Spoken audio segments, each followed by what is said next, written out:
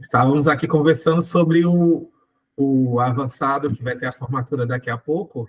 Silvânia, eu estava vendo aqui a sua foto na formatura do Back to Basics, Ah, no final do pois semestre é. passado. Eu tenho muita vontade de fazer o avançado aí do Back to Basic. Quem sabe, né?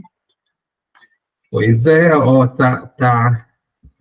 Deixa eu compartilhar contigo a minha tela, que eu estava justamente mandando para o pessoal as fotos do semestre passado, dizendo para eles, olha, vamos aí, ó, fazer o esquenta para a formatura de Nossa, hoje, lembrando da formatura do que semestre legal. passado, ó, Willas. Nossa, nossa turma maravilhosa. aham, da Meu. Kira Ildes, Aham, Ávila, Iana e Clara estão fazendo o avançado. que legal. Aí, Márcia aqui, né? Tati, Sim, Tati. Muito bom, muito bom. Parece que é o Yuri ali, perto da Ingrid. o Yuri, do lado da Tatiara. É, e o Willas do outro lado. Isso. Você chegou a conhecer o Willis, foi? Ele fez, ele pagou disciplina com a gente, eu acho que 3 períodos. Olha. Aham. Nós estudamos juntos, eu acho que desde o quinto período que ele estuda com a gente, quinto, sexto, sétimo, Sim. agora eu estou no oitavo, né? E ele E, estava na turma do Thiago Caran também. Sim, formaram agora, né, Tiago? Sei. exatamente. Ele entrou, ele é, eu acho, do Mato Grosso, aí ele chegou já no último período com a gente. Na verdade, 2 períodos, né? A gente conseguiu fazer 2 períodos, o nono e o 10º. Eu dei A aula para gente, ele de psicologia jurídica ainda. Sim, sim, a gente até brincava com ele, o Willas, ele passou por todos os períodos aqui da faculdade. Em todas as salas ele pagava uma disciplina. Todo mundo Muito conhece ele, bom, né? maravilhoso. Sim. É. Que pena que não ficou gravado a mentoria passada, né? Sim, mas acabou, Silvane, que só o Josué participou, então acabou que tirou algumas, foram tiradas. Olá, Josué. Boa tarde. Boa tarde, professor. Estou aqui explicando para a Silvane que ela está dizendo que é uma pena que não ficou gravado, né, a mentoria passada. Eu disse que praticamente só você participou, então algumas dúvidas muito específicas suas foram tiradas, mas hoje vai dar para a gente passar por tudo que for necessário, por bastante tempo.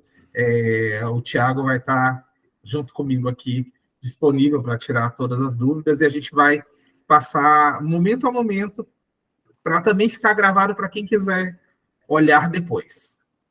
isso Isso é mesmo. maravilhoso. Ótimo. E na aula passada, eu tinha deixado gravando, porque eu não poderia participar, eu estaria atendendo no consultório, né? Aí, quando o Tiago entrou, continuou gravando, só que o Tiago precisou sair. Aí, quando o Tiago saiu da, da, da, da reunião, o Google entendeu que não tinha mais ninguém e parou a gravação. Aí, quando eu terminei de atender meu paciente, eu vou olhar lá se tem a gravação. Aí tem 17 minutos de gravação só, do período que eu tinha deixado gravando antes do Tiago entrar e sair. Entendi. Tiago, dessa vez a gente vai fazer diferente. Aqui já está, eu estava aqui organizando algumas coisas com relação à formatura do TCC avançado que vai ter daqui a pouco, né? E aí eu já deixei aqui gravando já 1 hora para não ter problema hoje. Aí depois o Tiago vai editar para ir certinho para vocês. Vai ser muito bom. Poder estar revendo e tirando as dúvidas mesmo.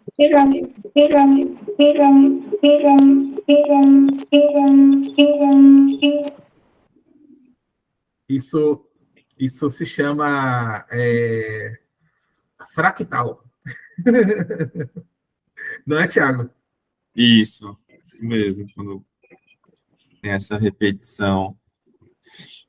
Eu estou me recuperando de uma cirurgia no dente, passei a semana toda de repouso, não fui dar aula, não atendi no consultório, e preciso economizar aqui a minha voz, que eu ainda vou estar dando aula até às 21h. Hoje aqui vai ter a formatura e tudo. Então, vou passar para o Thiago e estou aqui, tá? Até às 5, que é o horário que vai começar, eu vou estar por aqui. E aí, qualquer outra questão, é só levantar a mãozinha que eu estou aqui, tá bom? Pode dar início, Thiago. Ok.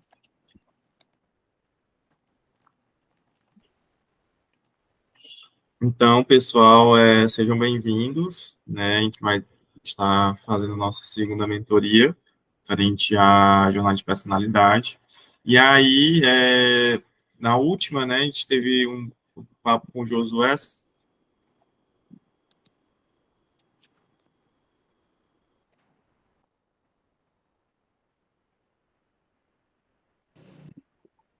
Travou.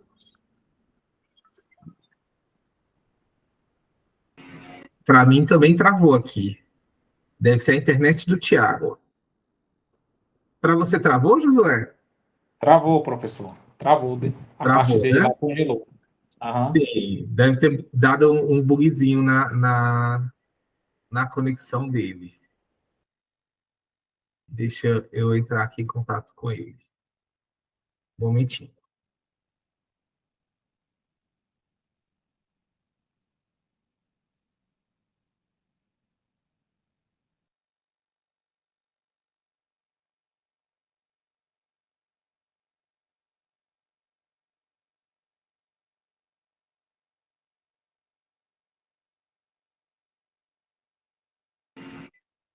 O Thiago me explicou aqui que teve um problema na rede de luz da cidade dele, da casa dele, e aí agora está retornando. Ele está conseguindo reiniciar lá o notebook dele.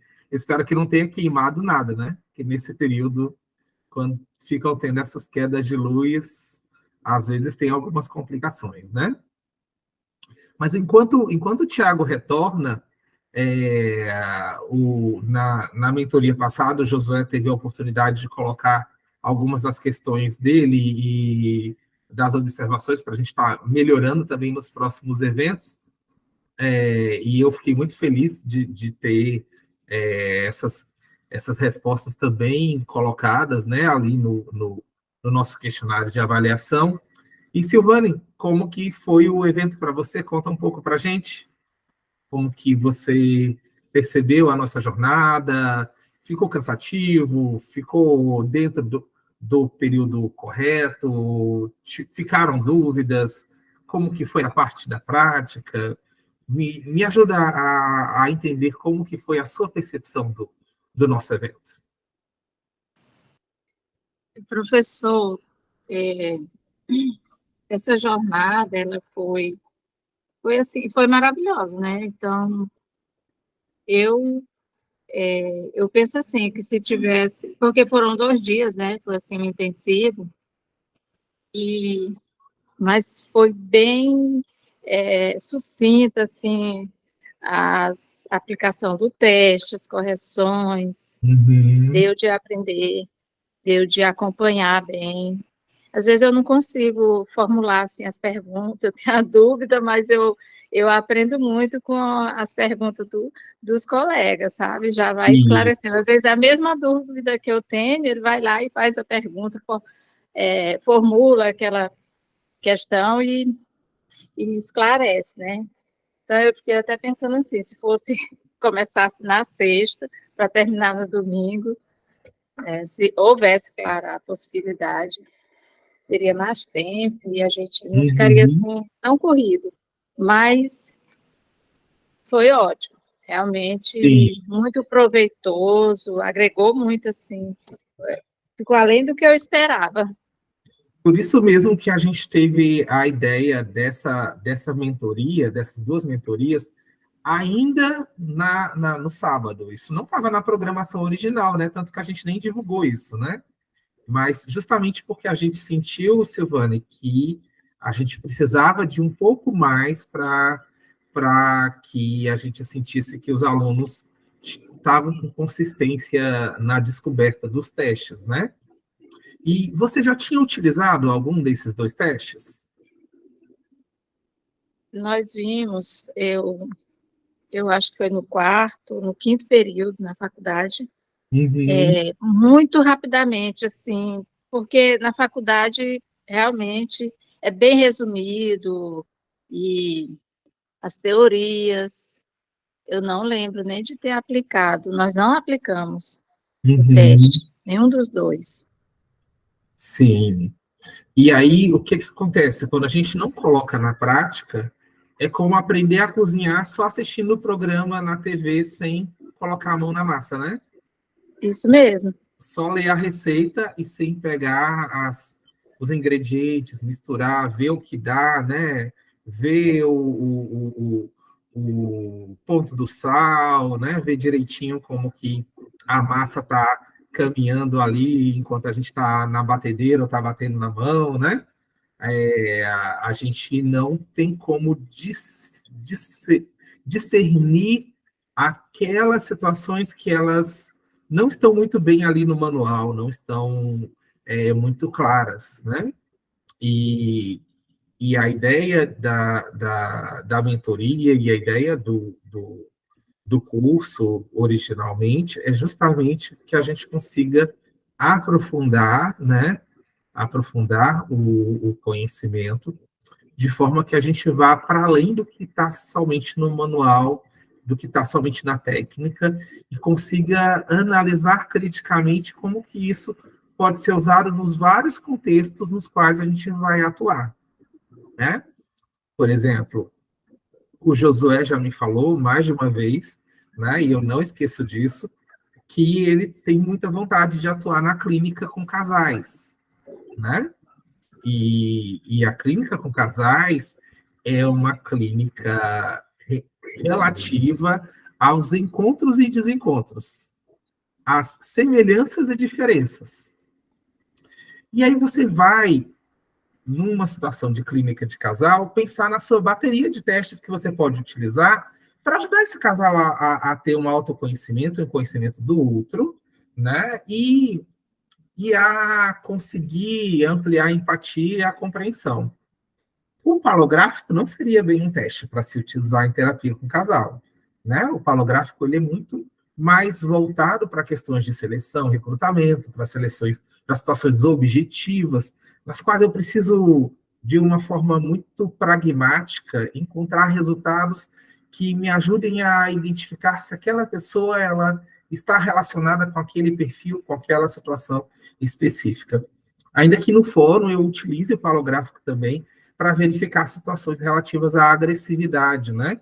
Porque é uma questão que a gente constantemente está preocupado, né? Lá no fórum, nas situações de guarda, situações de abuso sexual, entre outras, de observar até que ponto aquela pessoa está usando uma máscara ali com a gente, ou se ela realmente é aquele monstro que aquela outra pessoa está descrevendo para a gente quando ela fala do ex-companheiro enquanto alguém que era violento com a família, violento com os filhos, né? A gente precisa ter algo além do discurso para entender essas questões e para proteger essas crianças, né? Mas quando a gente está, por exemplo, Josué, na clínica de casal, o BFP pode ser um teste utilizado na clínica de casal, né? Tanto o BFP como outros testes, outros inventários e testes de autorrelato que estão relacionados à personalidade, né? Quando você for percebendo quais são as suas características mais fortes da personalidade e quais são as características mais fortes no seu companheiro, na sua companheira, você tem condições de entender o ponto de vista dele com relação às situações que estão acontecendo no dia a dia do relacionamento. Isso faz sentido para você?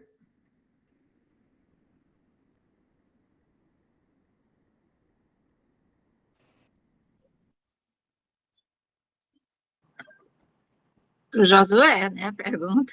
Isso, para o Josué. Ah, com certeza. Sem dúvida, faz todo sentido. Uhum. Inclusive, Tudo bem. E, Josué, você já tinha utilizado algum dos dois testes antes? na formação, nós tivemos um contato muito Quando eu falo muito, é muito mesmo. Superficial, o palográfico. BFP não me recordo se tratamos ele na graduação, mas Uhum, eu receio que não. Mas o palográfico sim, mas foi muito superficial. E na uhum, primeira mentoria, foi um espaço assim que nós tivemos para estar abordando questões relacionadas à seriedade, à complexidade e, acima de tudo, né, o compromisso ético que esse teste palográfico ele assume nas situações a qual ele proposto. uhum. Inclusive, compartilhei com um nobre colega que estava conosco e a professora também, que aconteceu algo curioso comigo no dia da aplicação. Por um descuido meu, eu confundi uma parte da aplicação e, por esse pequeno detalhe, que parece até ser algo banal, alterou significativamente, né, o rumo, o contexto do teste. Eu até comentei com o Tiago que, de certa forma, isso foi positivo, porque eu pude perceber na pele o que um descuido, o que uma pequena falta de atenção na aplicabilidade de um teste como o palográfico pode interferir no resultado, pode interferir na leitura, pode interferir de forma bem abrangente. Tá anotado aqui. Ah, tá. Sim, professor. Sim, sim, sim. Ok, ok, ok. Me situei aqui. Perdão. Não foi o palográfico, não. Foi o BFP.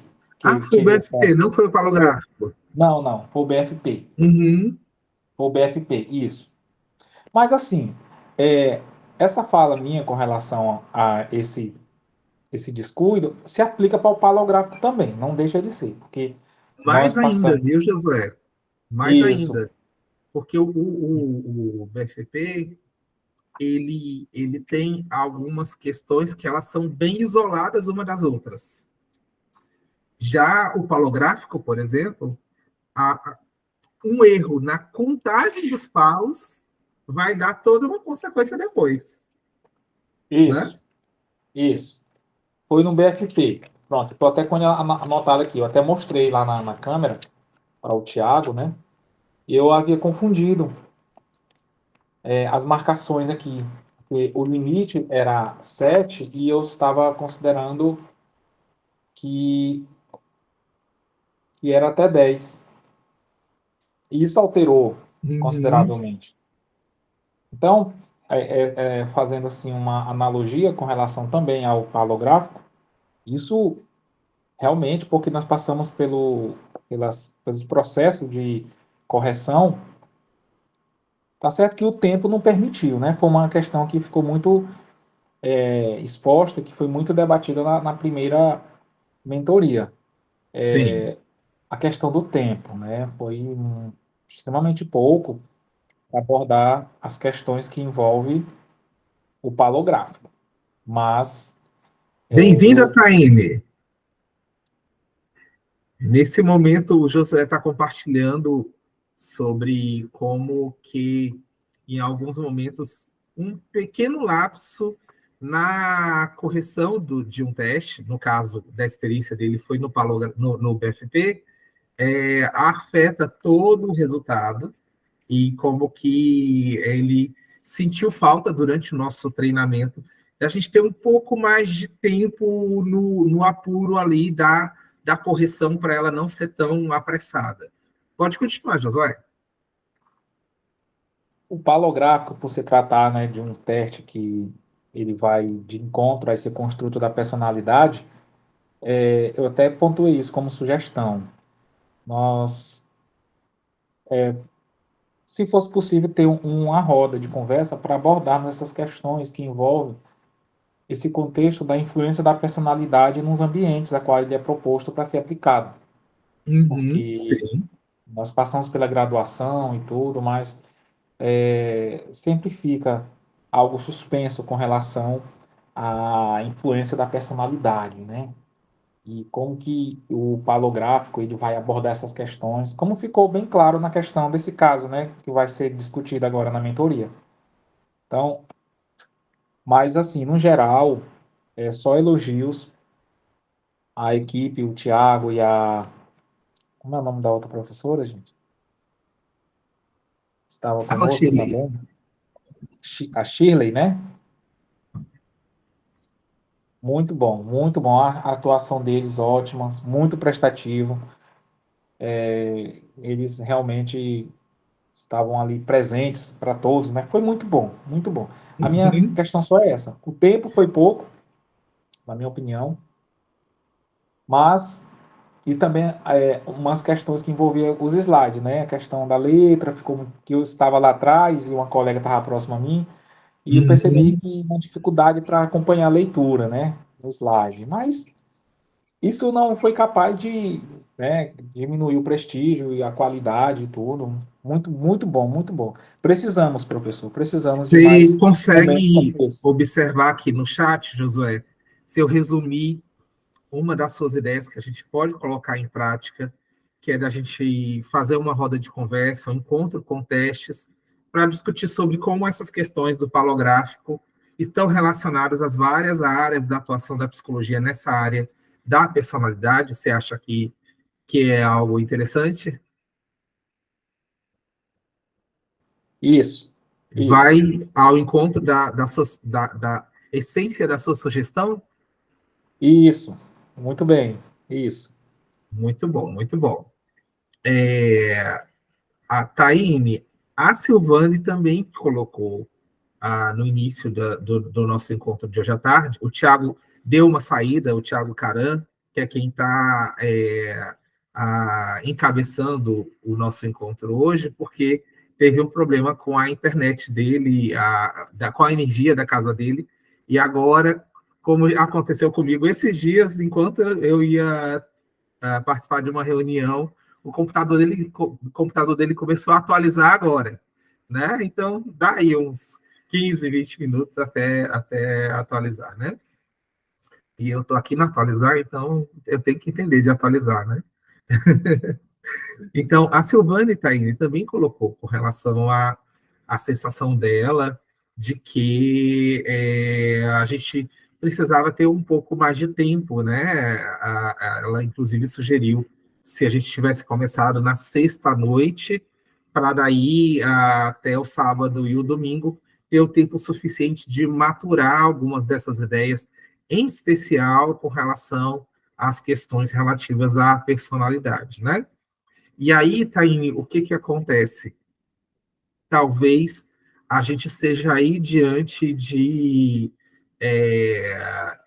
uma questão que ela pode ser anterior ao próprio teste, que tem a ver com a discussão com relação à personalidade e a como que a teoria da personalidade se desenvolveu dentro da psicologia, né? Como que foi se desenvolvendo essa tecnologia de se compreender o sujeito humano e os testes para ajudarem os psicólogos, os técnicos, a compreenderem esses traços e essas características que são muito similares em pessoas com características similares, né? E de como que isso afeta efetivamente os resultados, seja de uma empresa, seja em uma escola, seja num processo terapêutico, ou mesmo no processo de autoconhecimento, né? Para você, isso faz sentido, Taine? Você consegue falar ou está com algum problema no microfone? Se você quiser, pode digitar no chat, que eu estou acompanhando aqui suas respostas no chat também. Oi, professor, boa tarde. Boa tarde. O que acontece? Eu até coloquei isso naquele questionário que vocês mandaram, né? Que foi um curso muito bom. A questão do...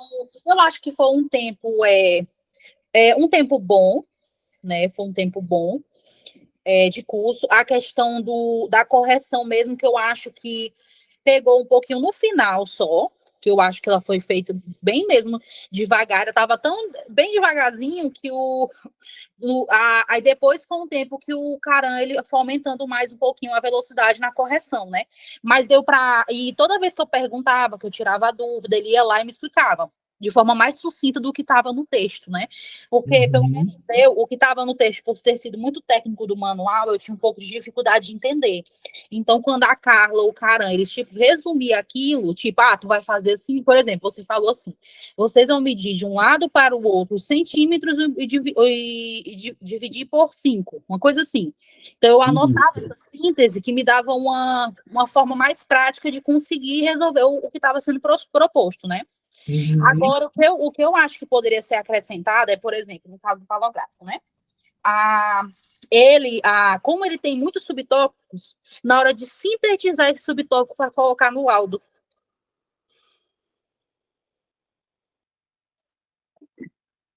Você entendeu, professor? Então, tipo, porque ele tem muitos subtópicos. Por exemplo, margem direita, margem esquerda, margem superior, impulsividade, tal. Então, são vários subtópicos que geralmente, principalmente quando é em laudo de empresa, quando se trata de demissional ou aqueles periódicos, eles pedem um laudo muito sucinto, né? Pedem, sim. Bem sucinto. É só um esqueleto mesmo, né? Isso.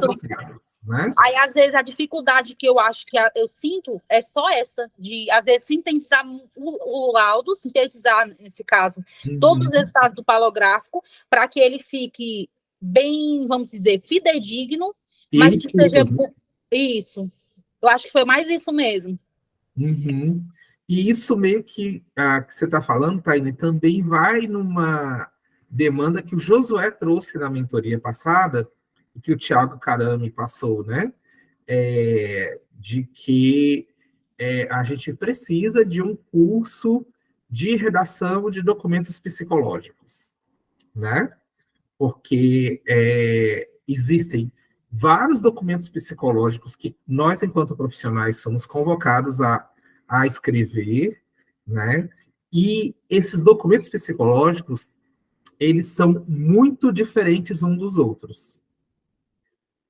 Se você vê um documento emitido pelo CREAS, é diferente de um documento que vai ser emitido pelo CRAN, que vai ser diferente de um do judiciário, que vai ser diferente de um processo de recrutamento e seleção. Né? Então, a gente vai conhecendo as várias áreas de atuação da psicologia e a gente vai observando que nós temos colegas que fazem um trabalho com muita dedicação, um trabalho com muito apreço pela psicologia, mas, infelizmente, nós também temos colegas que simplesmente fazem qualquer coisa. E aí, quando chega aquele laudo neuropsicológico na escola, os professores ficam olhando para aquilo ali, a direção, a pedagoga, sem entender o que a neuropsicóloga está colocando ali naquele laudo. Porque ela só colocou um bando de números e ela não explicou, ela não contextualizou. Né? Lá no fórum, eu utilizo o palográfico, mas o que é que eu faço? Diferente dessa demanda das empresas, porque nessa demanda, Taine, quem vai olhar os resultados são psicólogos. Por isso que eles querem os dados ali, só para fazer a mera comparação nos números e observar como aquele sujeito ele está naquele momento comparado com os momentos anteriores, né? Mas lá no fórum, eu coloco a descrição da personalidade no laudo e os detalhes técnicos eu coloco na nota de rodapé. Porque quem vai ler o meu laudo não vai ser um psicólogo. Quem vai ler o meu laudo vai ser o juiz, vai ser o promotor, vai ser o advogado, vão ser as partes. Então, não interessa para a minha parte saber que o NOR dela deu alta e que da ex-mulher deu baixo. Não importa isso. Né? Não importa no HTP saber que que o filho desenhou aquela casa ali sem telhado. né? Não importam esses detalhes técnicos para a compreensão das partes. Então, quando a gente está falando de redigir um laudo psicológico, a gente precisa entender para quem a gente está comunicando, sem perder as questões técnicas, por isso que eu coloco as questões técnicas na nota de rodapé, porque o nosso conselho ele exige também que a gente possa se corresponder com outros profissionais, né, que vão, em algum momento também, ter acesso a esse laudo, eles vão ter que saber com base em que a gente está falando aquilo ali, né? Você está falando aqui que você teve boas experiências com laudo, né, que você trabalhou com professores e que orientaram, né, com relação a essas várias dificuldades. Conta um pouco, Taíne, como que foi? Eu acho que de você aqui, você é a única que já tinha experiência com o palográfico ali nas nossas aulas, né? Como que foi isso para você? Professor, foi assim, quando eu estava no segundo período da faculdade, eu comecei um estágio na clínica de trânsito, né? Uhum. E aí, então, eu tive acesso ao AC, TACUM, palográfico, R1. Uhum. Aí, quando eu comecei a esse trabalho lá, aí a Carlinha também, a gente trabalhou juntas, só que ela era uma clínica diferente da minha. A gente trabalhava da mesma dona da clínica, só que ela numa cidade vizinha e eu aqui em Imperatriz mesmo, né?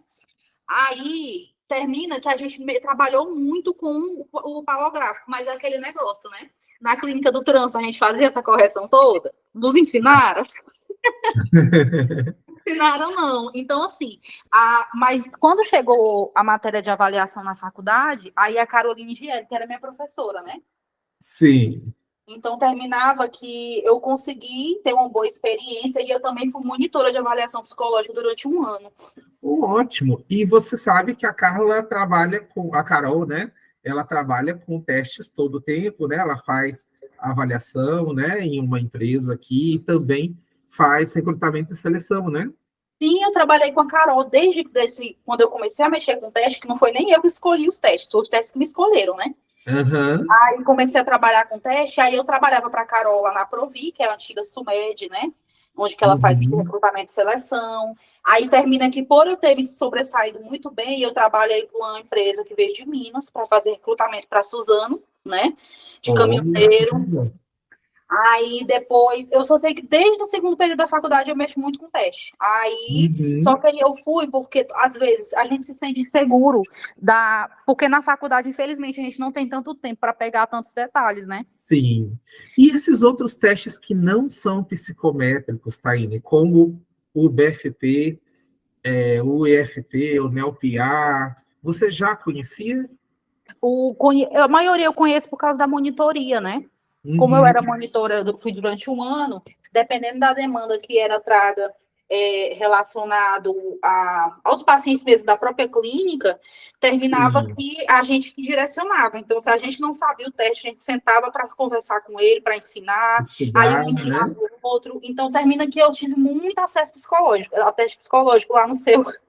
Porque foi uma área assim, que me escolheu muito. Aí a Carol, hoje, é minha supervisora zona. Do nada eu atento ela me atenta. Aí a Daís, trabalhei também com a Daís com a neuropsicologia. Quando ela precisa, ela entra em contato comigo. Então, ela me ensinou muito sobre os testes, sobre o laudo neuropsicológico, né? Que o laudo neuropsicológico ele tem um conjunto de exigências bem distintas, né? Demais, né? Muito trabalhosinho. Porque ele é bem minucioso nos detalhes com relação à linguagem, à memória, né? Isso. Então, e a gente ele vai mais profundo naquele sujeito, né? Isso, e a gente vai desmiuçando muito no laudo neuropsicológico, né? Então, aí eu trabalhei com a Daísa e com a Xé no neuropsicológico. Então, aí quando elas precisavam, isso desde a graduação mesmo, aí elas me mandavam, Taíne, quero que tu corrija esses testes, faça um laudo. Aí quando eu estava como estudante, elas faziam a orientação, depois que eu formei, aí eu já estava pegando o jeito do laudo mesmo, aí eu só mandava para elas e pronto. Ótimo, então, foi uma experiência muito boa, tudo que eu pude fazer, apesar do tempo pouco, né, tudo que eu pude fazer para sugar eles na faculdade, eu fiz.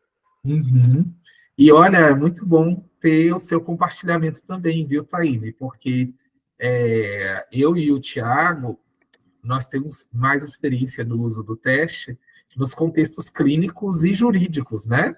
E aí, essa sua experiência com relação à parte organizacional e neuropsicológica, que requer habilidades diferentes e velocidades diferentes, né? Porque na parte organizacional a coisa é para ontem, né? É verdade. Então, é uma troca importante, que inclusive a gente já pode, de repente, contar contigo nessa roda de conversa que o Josué está sugerindo, né, Josué? Conta aí para a Taine, Josué, qual é a sua sugestão com relação à roda de conversa? Está aqui no chat, se você não lembra. Pois é, o Tiago entrou aí também, né? Então, nós abordamos essas questões aí na outra mentoria. No momento, não ficou claro se esse momento seria logo no início, se seria no desenvolvimento do curso, ou se é para concluir. Mas, para debater experiências, assim como a colega Taine compartilhou agora, em alguns contextos, né, e algumas particularidades que, às vezes, o curso não consegue prever, ou a parte que aborda o teórico, né, não traz, mas a experiência de alguns, às vezes, uma pergunta que vai surgir nessa roda de conversa, uma colocação, vai tornar bem mais claro todo o processo. Ou seja, a arte de tornar e dar mais sentido para essas questões dos testes. Porque eu percebi que muito do que se espera em termos de segurança na aplicabilidade de um teste parte de um pressuposto nosso, né, do aplicador. Que pressuposto é esse? O teste tem que fazer sentido. É isso aí.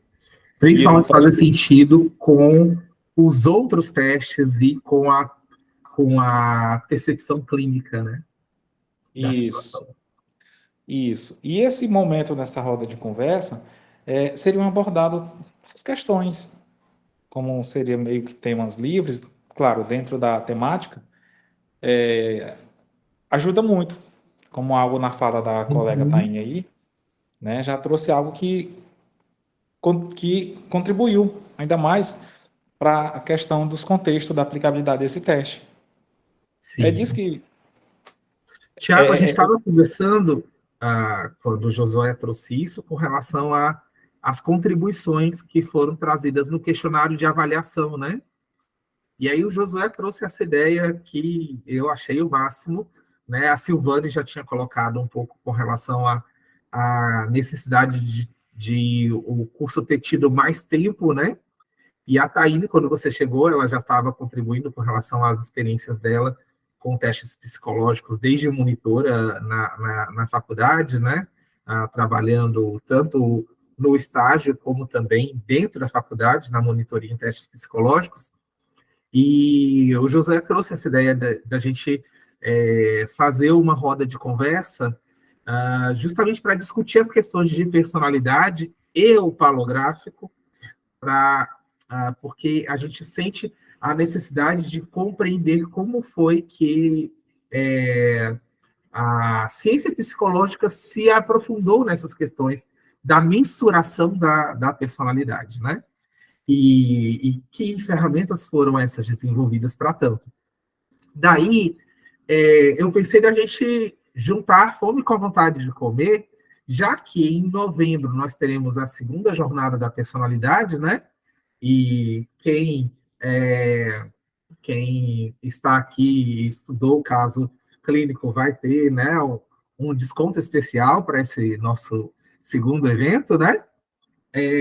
Da gente, antes desse segundo evento, fazer essa roda de conversa e já ser um momento também de divulgação, né, da nossa segunda jornada, né, contando com a participação do Josué, da Taine, da Silvane, né, já aí contribuindo com a gente, participando da discussão, nos ajudando, trazendo as suas experiências e as suas perspectivas, né? Até porque, Taine, esse próximo encontro vão ter outros 2 testes de personalidade que a gente já definiu, que vão ser o HTP e o NeoPR, né? E aí a gente vai colocar no Instagram uma votação para quais seriam outros 2 testes, né? Outros 2 testes que serão discutidos também, né? E o HTP é um teste polêmico, os psicólogos mais da psicometria, mais behavioristas não gostam do HTP, mas eu sou um apaixonado pelo HTP, né? E, e aí a gente vai formando, né, um grupo de pessoas que veem nos testes uma ferramenta privilegiada que nós temos enquanto psicólogos para ajudar as pessoas, para compreender as pessoas, no sentido de que nós não estamos, enquanto psicólogos, para segregar pessoas, nem para fazer as pessoas se sentirem inferiores ou diferentes, né? Mas para compreender as pessoas e ajudá-las no caminho do desenvolvimento delas, né? Tanto que todos aqui que foram meus alunos, a não ser a Taine, sabem que eu sempre digo que uma das grandes questões com a matemática, viu, Taine, é que os professores de matemática, eles não são bem selecionados. Eu amo matemática, eu adoro matemática, mas durante muito tempo na minha vida eu tive dificuldade com matemática, até que eu encontrei um professor chamado Valdenê, no meu 2º ano do ensino médio. E o Valdenê, ele dava aula com paixão. E ele não era um excelente matemático de resolver contas complexas no quadro, mas ele dava aula com paixão, entende? E aí, foi... Eu dei esse exemplo também, Taine, para ti? Então, o professor, ele precisa ter características de gostar de pessoas, e não exatamente características técnicas.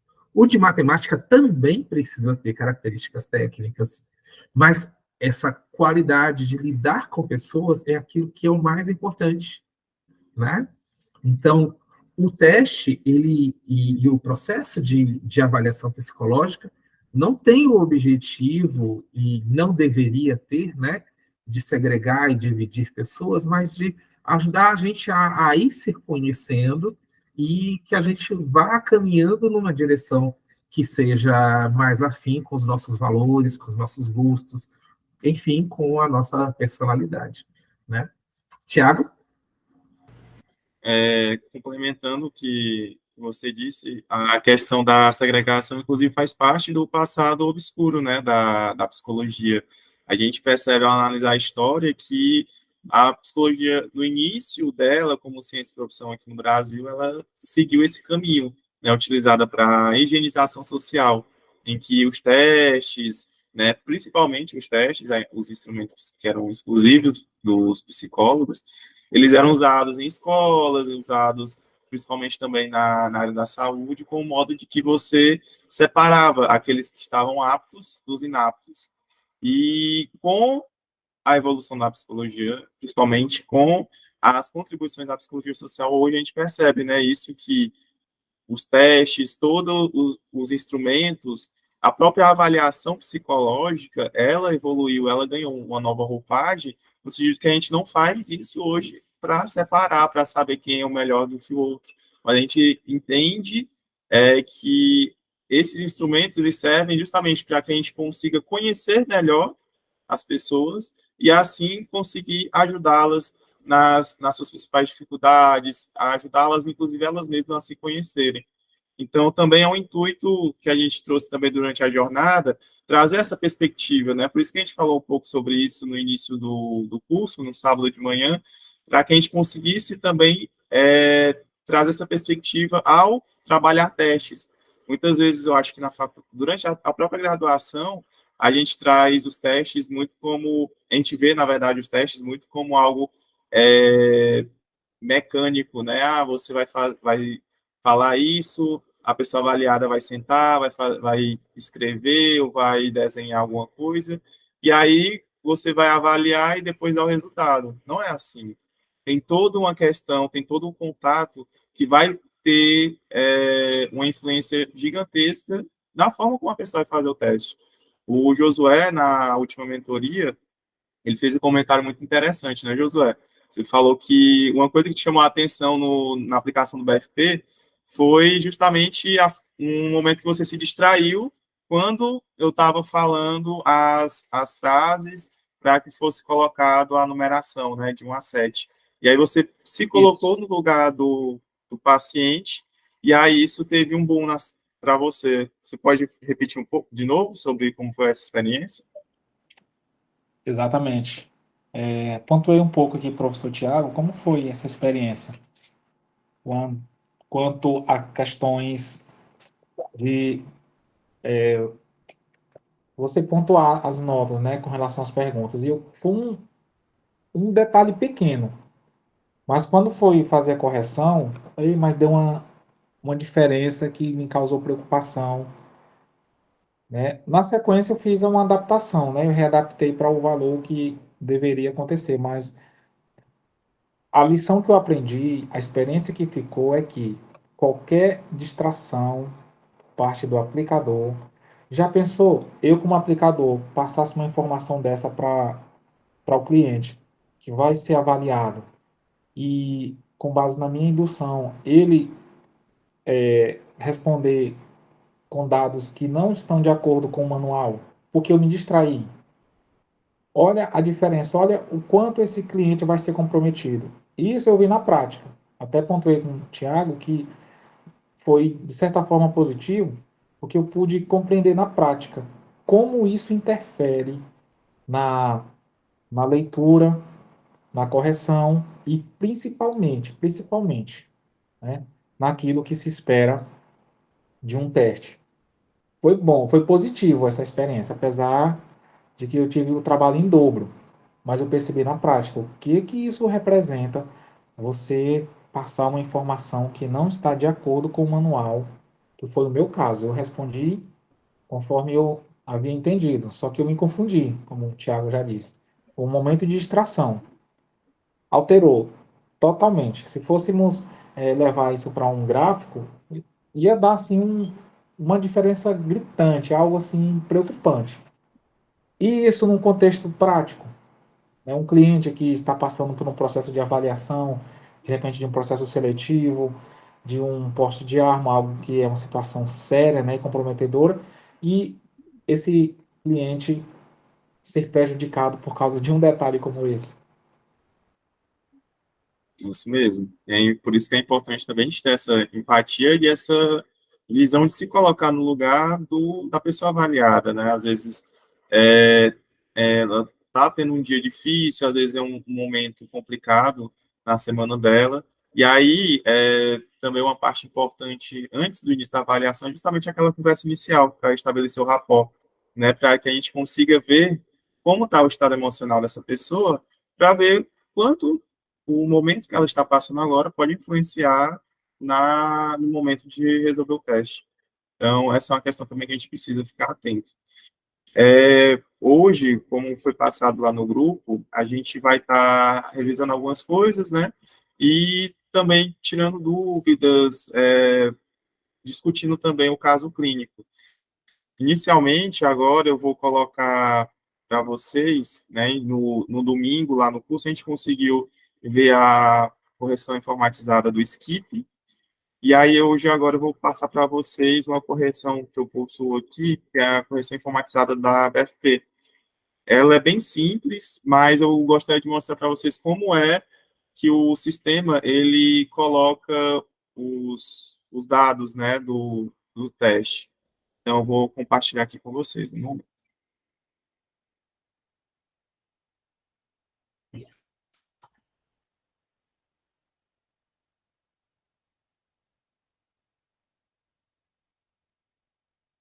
E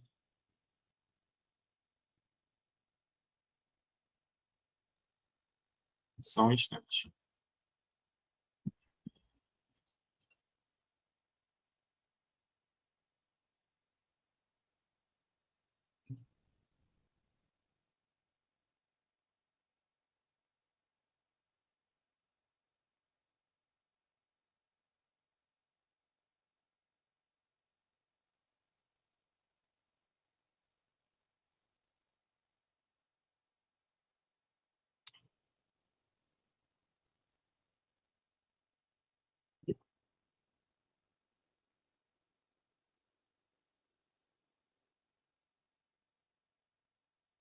Gente, vocês conseguiram resolver o caso clínico? Vocês tiveram dificuldade?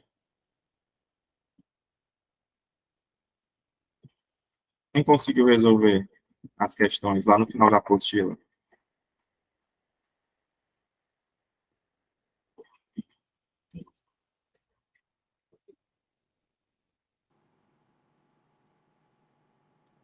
Pois é, não sei se a minha resposta vai estar de acordo com a expectativa. Fiz aqui, né, do jeito que do jeito que eu acho que está certo, mas não sei se está certo. E outra coisa, a pessoa que estava comigo me abandonou. Abandonou, foi? Era em dupla e ela não me respondeu. Aí eu consegui fazer aqui, mas não sei se vai estar de acordo aí com o que vocês. Mas eu fiz. Então, tudo bem. O importante é que a gente consiga estar trazendo esse raciocínio para ir lapidando, né? A principal questão na avaliação e na correção dos testes é o raciocínio, né? Aquele feeling. Então, não tem problema ter respostas erradas, o importante é que a gente consiga estar trabalhando eles. Ok, deixa eu colocar aqui.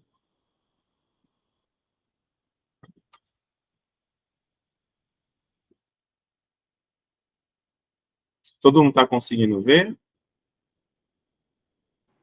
Ok. Certo. Então, gente, eu cortei aqui um pouco porque acima tem os dados da pessoa avaliada, né? E por questão de sigilo, eu vou restringir. Quando você vai fazer a correção, você acessa o site da Pearson, que é a desenvolvedora, né? E a distribuidora do teste, a empresa que é responsável, no caso da BFP, e aí você acessa com seu cadastro, seu CRP, e aí é bem simples, vai ter na tela aquela folha do BFP, né, com os números, bem semelhante à folha mesmo física, só que digital. Quando aparecer, você simplesmente vai estar colocando os scores conforme está naquela folha, e aí colocar os dados da pessoa, né? Nacionalidade, qual região ela idade, sexo, enfim, aqueles dados que também vêm na folha, você só vai preencher.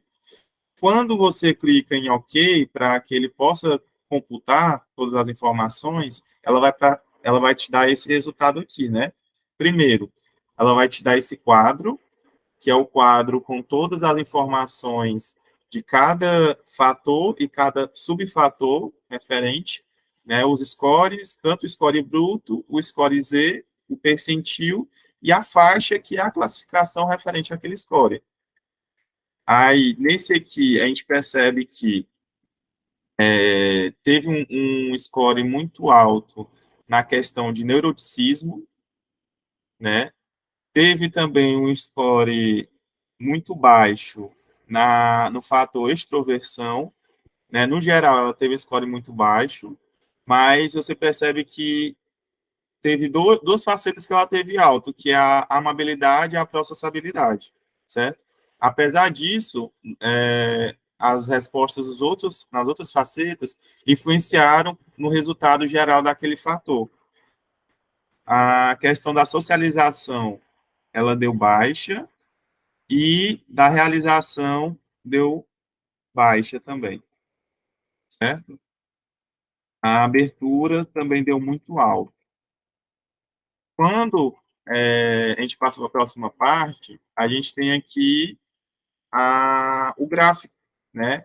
Aquele gráfico que eu mostrei para vocês, né, que dá para a gente fazer naquela folha de apuração, ela já traz aqui no teste essa questão, né? Tudo preenchido com cada faceta e cada fator referente ao que foi respondido, com base nos percentis. A gente tem um gráfico aqui cartesiano e aí ele vai trazer essas informações dessa forma mais visual. Abaixo, ele já vai trazer a interpretação com base em cada faceta. Ele vai iniciar neuroticismo, depois extroversão e assim por diante. Aqui vocês podem perceber que ele traz tanto o percentil quanto a classificação, e embaixo também as informações referentes a cada classificação. Então, primeiro ele explica, por exemplo, aqui, a escala de vulnerabilidade avalia o quão frágeis as pessoas são emocionalmente, indica o quanto os indivíduos vivenciam sofrimento emocional em decorrência da sua percepção de como os outros os aceitam. Relaciona-se também com dependência emocional e a dificuldade para a tomada de decisões em função do medo de decepcionar as pessoas. E aí ele traz essa primeira descrição sobre o que aquela faceta vai estar avaliando, aquela escala, e depois vai trazer os scores. Como aqui foi muito alto, o que vai interessar para a gente é lá embaixo o score muito alto, onde ele fala que nesse fator tendem a apresentar baixa autoestima e relatam ter grande medo de que as pessoas importantes para eles os deixem, em decorrência dos seus erros, né? Então, quando você vai fazer a correção informatizada, que é muito mais rápido, mais simples, né? Você já tem na hora, ele já traz também as interpretações que é trazidas pelo teste, e são interpretações genéricas, tá? Essas interpretações aqui servem para que você possa nortear a sua avaliação, mas elas aqui são padrões. Você vai adaptar com base nos scores, na classificação que você encontrou no teste, para que você consiga desenvolver melhor o seu laudo. Então, ele vai trazendo em formato de texto cada parte do teste. Altivez, dinamismo.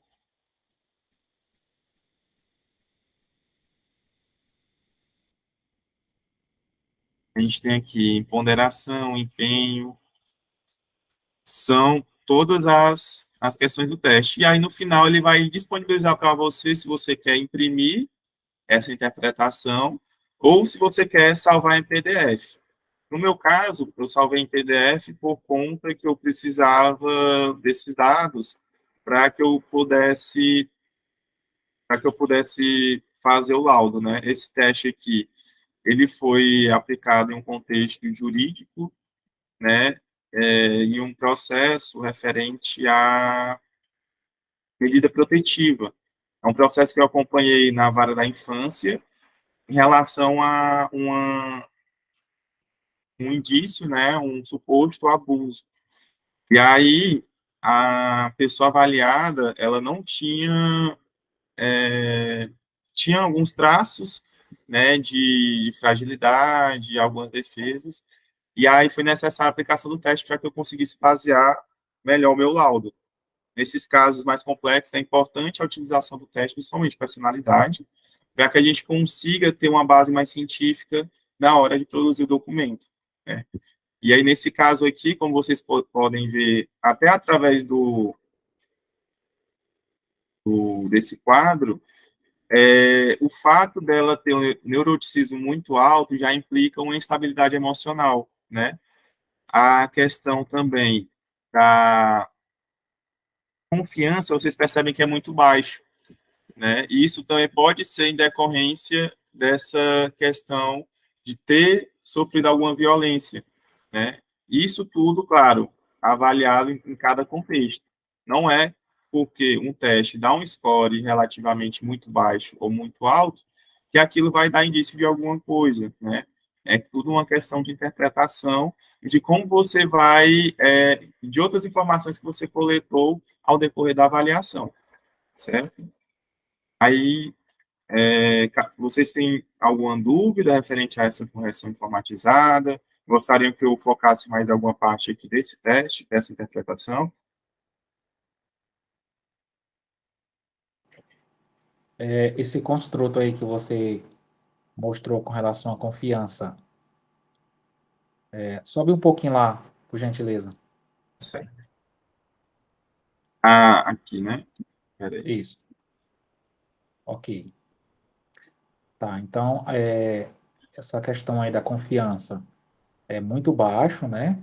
Sim. Aí também ele segue com a tendência, extroversão, interesse social, assertividade, altivez, todos que são algo relacionado à extroversão, né? Muito baixo, muito Isso. baixo. Esse resultado aí foi feito com a pessoa vítima ou com o agressor? Não, a avaliação nós fazemos. Claro que existem contextos que podem ser feitos com vítimas, né? Ou, perdão, com agressores, né? Supostos agressores que estão ali no decorrer do processo, mas esse aqui foi feito com a parte que está, né? A parte requerente, né? Que é aquela que iniciou o processo. A parte, no caso, interessada na guarda, é Isso. isso? Isso, a parte que alega a acusação de abuso, de violência.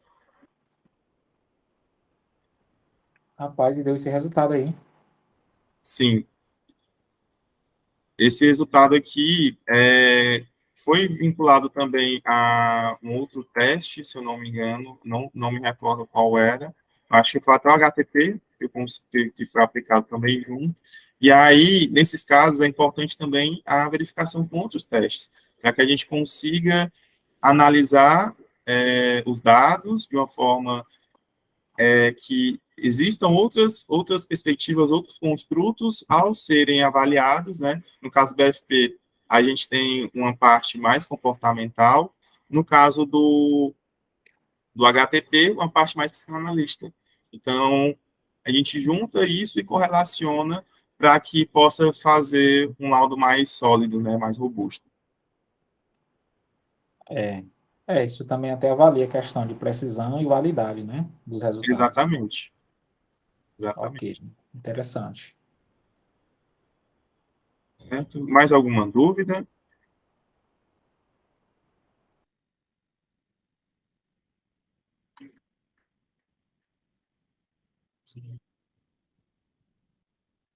Ok.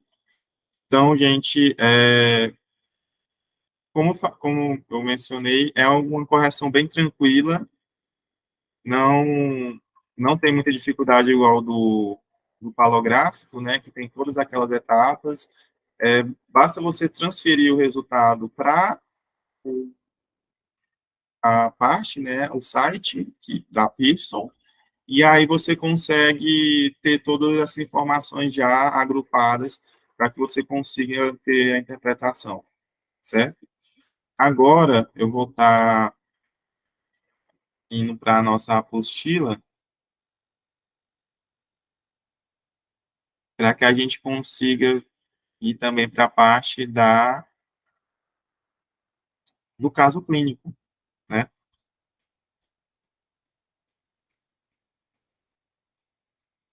Então, como o Taine comentou, né, que a semana foi um pouco agitada, não deu para resolver, eu vou estar lendo aqui do início e aí a gente vai estar conversando, discutindo junto e ver como que a gente consegue perceber todas as informações que são trazidas aqui. Tudo bem? Caso vocês tenham alguma dúvida, vocês podem estar falando que a gente vai estar parando. Então, vamos lá. Caso clínico, Helena e Marcos. Apresento-lhe Helena e Marcos, um casal envolvido em um relacionamento romântico complexo. Helena e Marcos encontram-se em um grupo de apoio e, apesar de suas respectivas bagagens emocionais, foram atraídos um pelo outro. No entanto, como veremos, as histórias de vidas individuais deles e os esquemas resultantes criaram uma dinâmica de relacionamento desafiadora. Helena teve uma infância marcada por um ambiente familiar de alta instabilidade. Seu pai era inconsistente, imprevisível e frequentemente violento. Esse ambiente influenciou Helena a desenvolver um alto grau do neuroticismo, refletido em seu esquema de desconfiança barra abuso na terapia do esquema. Ela apresenta um nível baixo de amabilidade, com dificuldades em confiar e estabelecer relacionamentos íntimos, seguros. Em seu teste palográfico, o traço de Helena apresentou irregularidade e pressão aumentada, indicativos de ansiedade e tensão emocional. Marcos, por outro lado, foi criado em um ambiente de controle excessivo. Sua mãe era dominante, impondo uma série de expectativas rígidas e demandas. Isso. Marcos desenvolveu um alto grau de conscienciosidade. Essa conscienciosidade, gente, não é uma palavra muito comum no nosso vocabulário, mas nos testes, ela significa uma questão relacionada à organização, né, a rigidez de organização, de cumprir horários, tarefas, etc. Escrupulosidade também. Exatamente. Tentando atender às demandas e reprimindo seus próprios desejos e necessidades.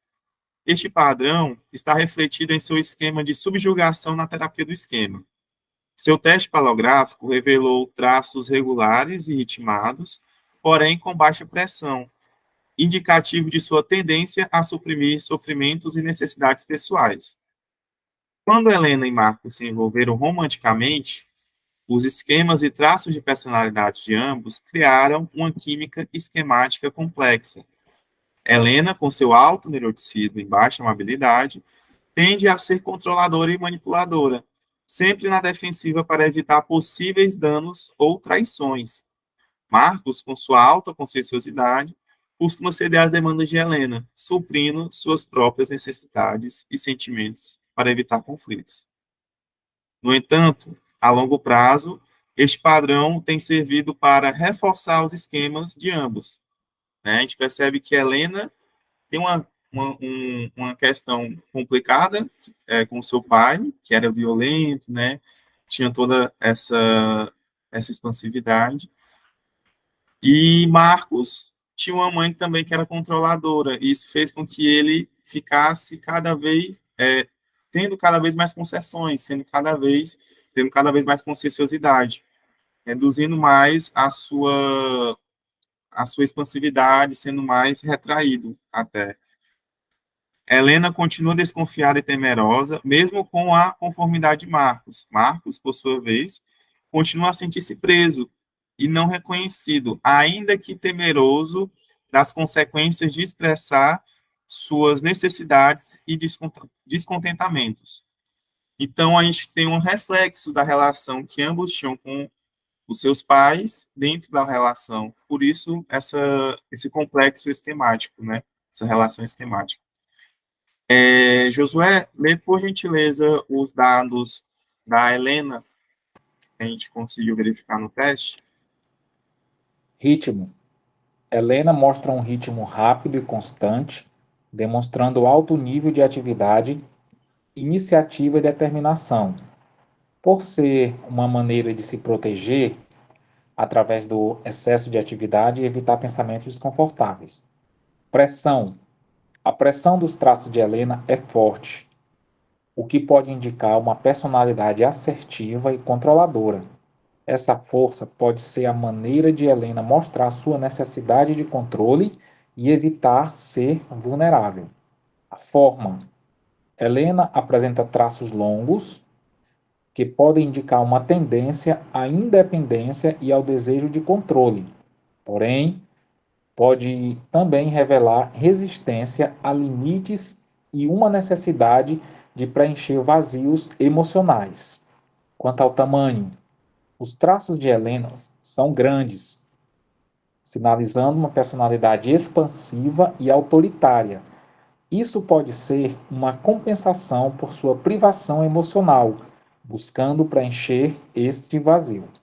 Quanto à disposição, os traços de Helena são ordenados e bem distribuídos no papel, sugerindo controle emocional, organização e disciplina.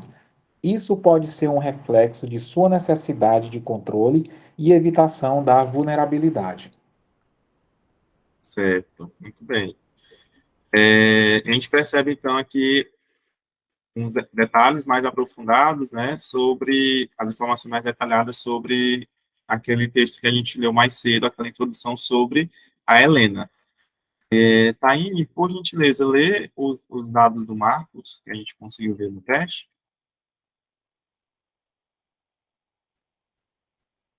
Certo. Ritmo. Marcos apresenta um ritmo lento e variável, indicativo de insegurança e estabilidade emocional. Isso pode ser um reflexo de seu isolamento emocional. A pressão. A pressão dos traços de Marcos é fraca, demonstrando fragilidade emocional e uma dificuldade em se impor. Isso pode estar associado ao seu EID de limites predicados. Forma. Marcos produz traços curtos, indicando uma possível dificuldade em seguir em frente e uma tendência à dependência emocional. Tamanho. Os traços de Marcos são pequenos, representando uma possível tendência à submissão e insegurança. Isso pode ser um reflexo de seu isolamento emocional e limites prejudicados. Disposição. Os traços de Marcos são desordenados no papel, sugerindo instabilidade emocional e falta de controle sobre suas emoções. Eles são quase um complemento perfeito emocionalmente, né, de traumas. Exatamente. São, como eles tiveram toda essa relação que era bastante complicada com os pais, acaba que no relacionamento eles encontraram bastante identificação, né, com o que eles já viviam. E aí, talvez, isso fez com que eles se atraíssem um pelo outro, mas isso também fez com que os problemas e traumas que eles vivenciaram em casa durante boa parte da vida deles fossem cada vez mais intensificados e eles tivessem que enfrentar isso e recobrar isso diariamente. Então, acaba que é uma relação que, olhando por esse lado, acaba sendo tóxica, né? E gerando complicações até para o pessoal deles, né? Para esse eu fora da relação. E aí, então, vamos para a discussão do caso. E aí, Tiago, é interessante trazer para essa discussão essa palavra que está tão em voga, né? Tóxica, porque quando a gente pensa nessa palavra, a gente pensa em uma dimensão moral, né? Sim. Que essa pessoa, ela é tóxica para mim porque ela é malvada, ela está querendo me prejudicar. Tem alguma coisa aí nessa relação de que pessoas tóxicas prejudicam as outras, né? Mas, na maioria das vezes, isso não se dá num processo exatamente consciente, né? Se dá justamente nesse processo de uma química esquemática que vem da história de vida de cada um.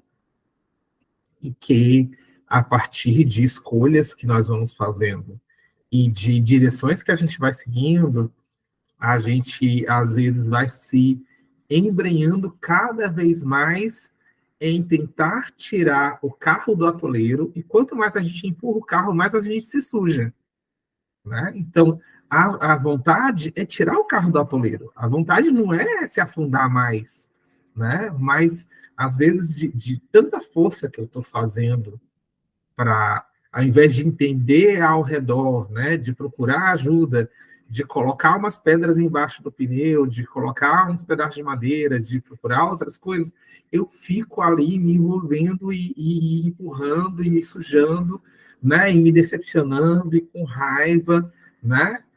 Vira um ciclo, né, Tiago? Fica um ciclo vicioso. E um alimenta o outro, né?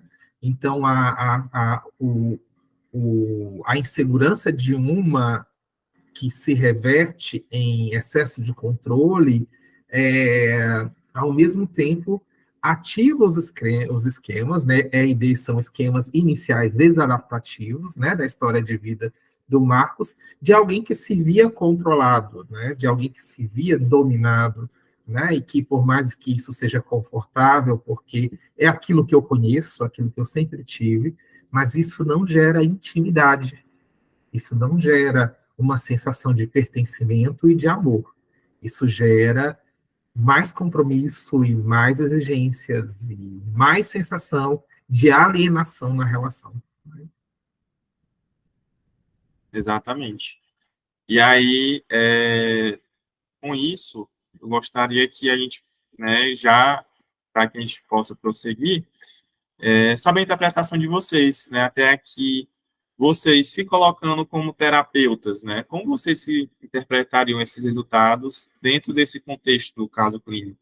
Né, vocês fizeram aquele momento de entrevista, rapport, né, conversaram com o casal, depois conversaram com cada um, e aí agora após a aplicação dos testes, vocês juntam as informações com o que vocês observaram, com o que o teste observou.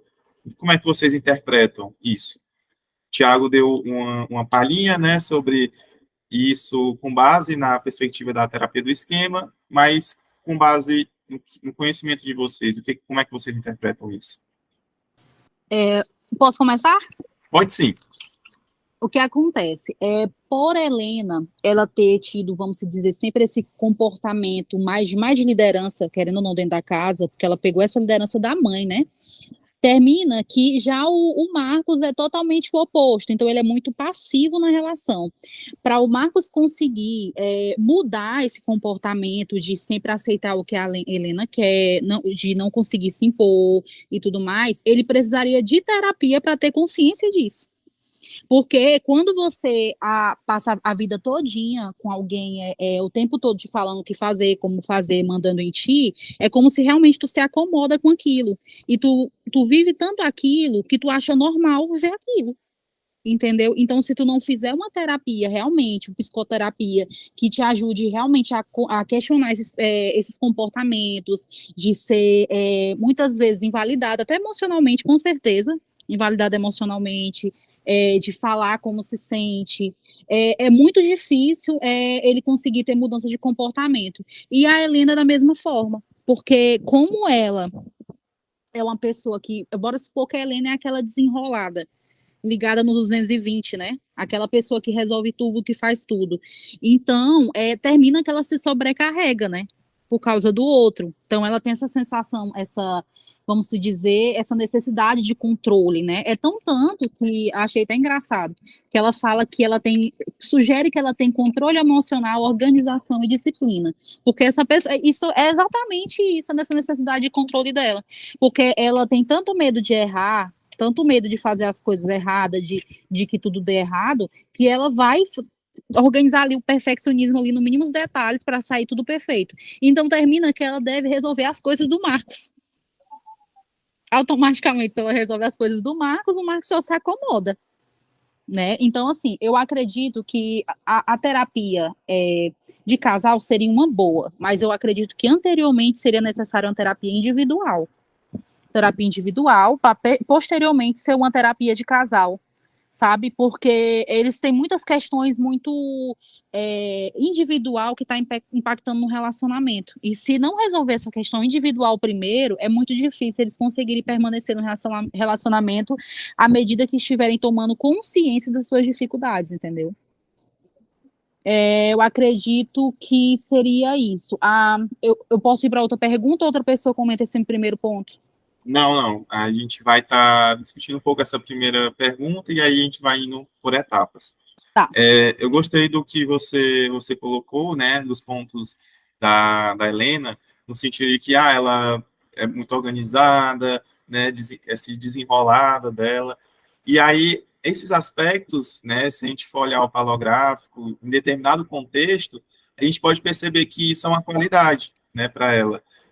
Mas olhando pela situação do casal, olhando já dentro desse contexto específico do relacionamento, a gente percebe que isso é uma qualidade, mas que essa qualidade reflete uma fragilidade da Helena, né, em questão de como ela lida com as coisas e dessa necessidade. Ela tem uma necessidade de ser assim, não é porque ela tem uma aptidão, né, uma habilidade que ela foi desenvolvendo por uma vocação dela, mas na verdade foi uma necessidade que foi criada, e aí ainda hoje ela sente essa necessidade por conta de todo esse esquema.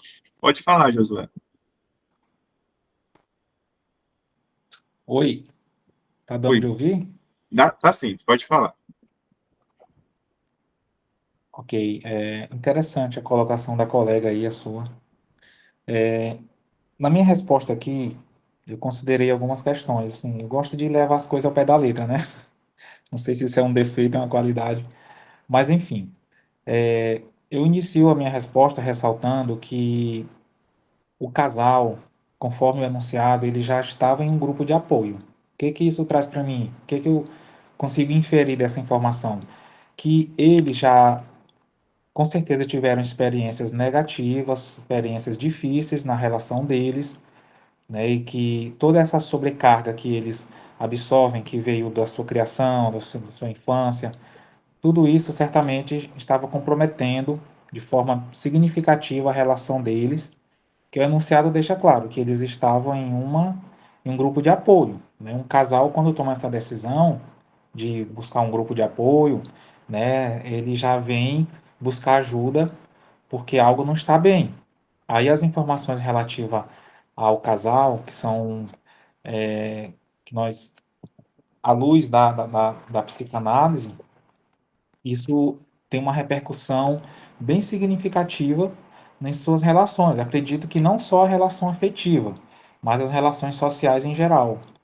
Então, assim, meu olhar no contexto clínico dessa situação se assemelha ao da colega Tayane, né, que com certeza eles precisam se manter-se, né, buscando ajuda. O primeiro passo eles já tomaram, que estão no grupo de apoio, já reconheceram que precisam de uma ajuda, de um suporte psicológico, porque suas questões pessoais, suas questões estão se sobressaindo à necessidade deles ter uma relação saudável, né? Então, como a Taine bem trouxe, eles precisam recorrer sim, permanecer, recorrer à psicoterapia, né? E nesse processo de psicoterapia, que perpassa também pela avaliação psicológica, e nesse processo de avaliação psicológica, eles serão submetidos a alguns testes para avaliar alguns construtos, né? O professor Tiago, acho que ele comentou, né, que o palográfico não é muito indicado para relações de casais, né? Mas também não deixa de ser uma referência. Então, foi algo nesse sentido que eu coloquei aqui, né? E que a personalidade do casal, ela está desestruturada por conta desses resultados que foram, que os levaram, de certa forma, a buscar ajuda. Certo. Bem, Silvane, você teria algum comentário? Como é que você interpreta essa situação? Ô, Tiago, vou ficar só ouvindo aí as colocações dos colegas, tá? Obrigada. Tudo bem. Caso você tenha alguma dúvida, alguma contribuição, pode falar.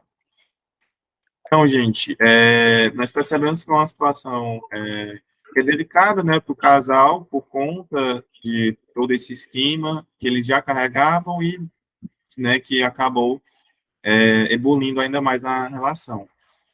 E agora, como que esses resultados do palográfico, eles podem se relacionar com os 5 grandes fatores da personalidade de Helena e Marcos? Quem gostaria de responder essa?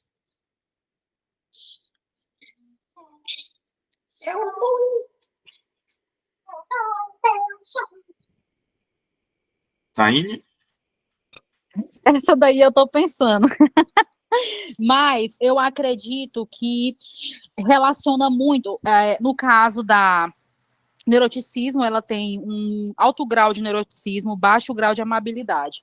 Eu acredito que relaciona muito essa questão da rigidez dela, do traçado, né? A dificuldade de nomear ou a fuga das emoções, a necessidade de controle, né?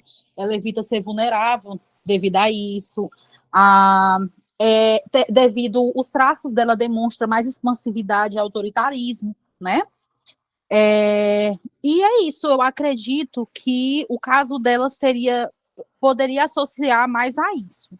Já o do Marcos, ele tem um alto grau de conscientização, quase não sai, que é justamente essa questão que eu acho que vai entrar, a insegurança, a estabilidade emocional, a dificuldade de se impor, a fragilidade, né, a dependência emocional, a submissão e insegurança, e, novamente, a falta de controle sobre as emoções, porque eu me imagino assim, como o Marcos, ele não ele não tem facilidade, muitas vezes, de organizar o que ele quer de acordo com o que ele quer, ser congruente em relação às emoções, sentimentos dele, comportamento, na verdade, talvez ele nem saiba isso, ser muito consciente das emoções e comportamentos, devido ter sido a vida toda anulado nesse sentido, entendeu?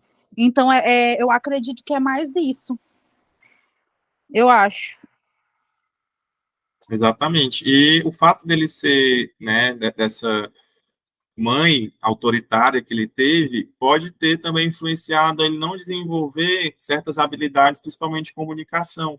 Então, acaba que ele não consegue também exprimir algumas qualidades, algumas informações, algumas emoções que ele tem, e como estratégia, né, como forma de lidar com toda aquela situação e reduzir o máximo o sofrimento que ele tinha e ele tem, ele preferiu abordar essa postura passiva, em aceitar e baixar a cabeça para evitar o confronto, né?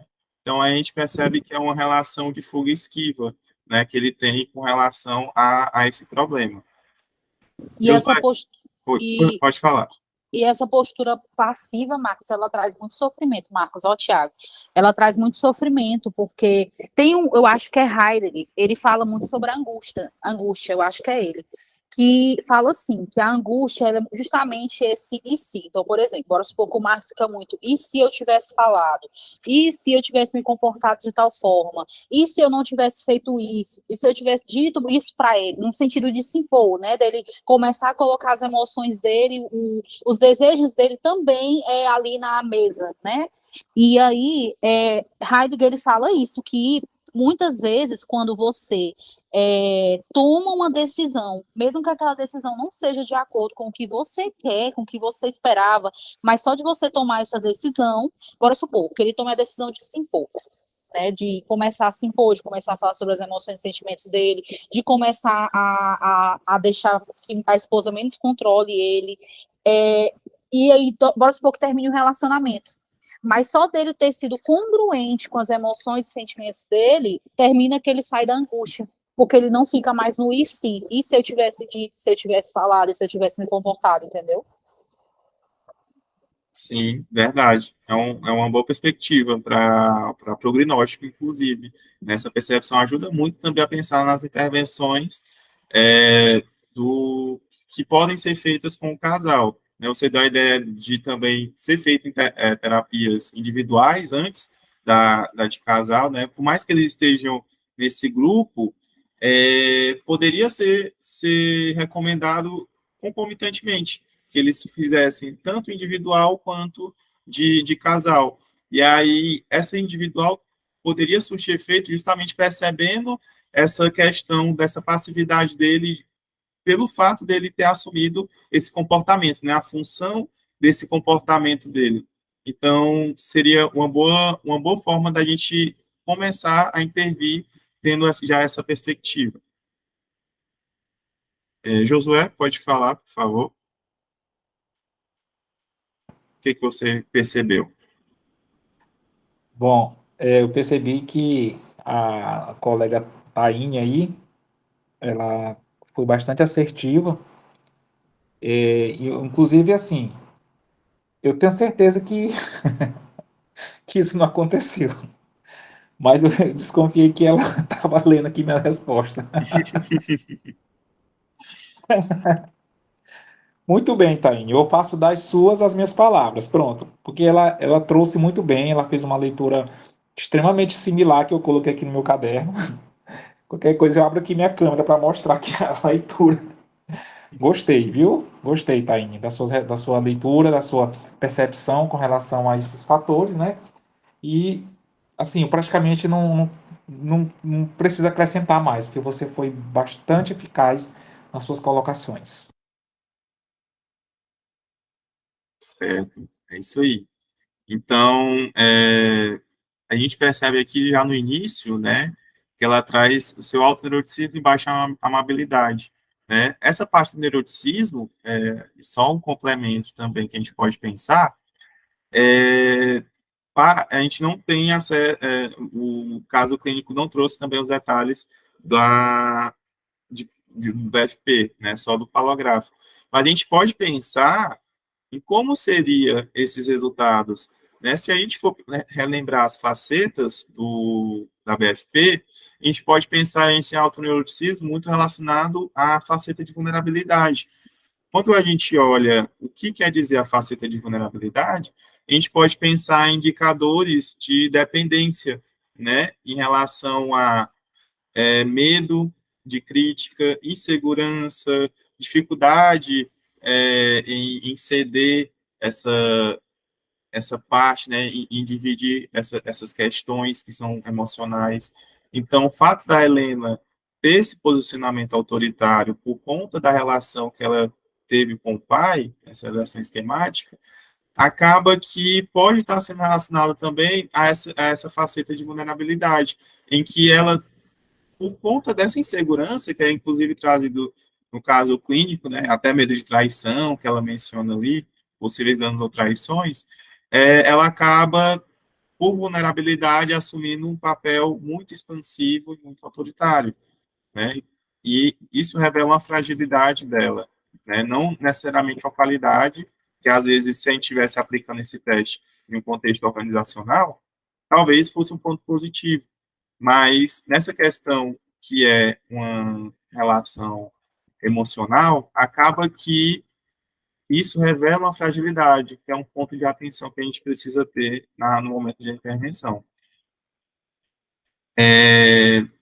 Josué, então me responde a terceira, como você, né, enquanto psicólogo, utilizaria esses resultados na prática clínica para ajudar a Helena e Marcos a compreenderem e trabalharem suas dificuldades no relacionamento? Você falou que o ideal seria primeiro eles iniciarem de forma individual, né? Essa aí é a quarta, a terceira é outra. É de que forma esse resultado impactaria na dinâmica? Perdão. Isso. De que forma esse resultado impactaria na dinâmica do relacionamento de Helena e Marcos? Isso. Como é que você percebe isso? Então, em contexto geral, negativamente, com certeza. Porque os resultados apontam para uma desregulação afetiva, emocional muito grande, por conta dos traumas sofridos na infância. E esses resultados impactam diretamente, como eu falei, não só na dinâmica afetiva deles, né, mas naturalmente na dinâmica social deles, na dinâmica, inclusive, pode ser até profissional, porque hoje em dia o ambiente organizacional, ele valoriza muito a questão de você trabalhar em grupos, né, apreciar e saber ter habilidades em grupos. E percebe-se que, com base no resultado deles, que essas habilidades dele podem estar extremamente comprometidas, né? Então, sinteticamente, resumindo aí a minha fala, que eu quero dar espaço para a colega Taine, é isso. Ok. E você, Taine, como é que você percebe?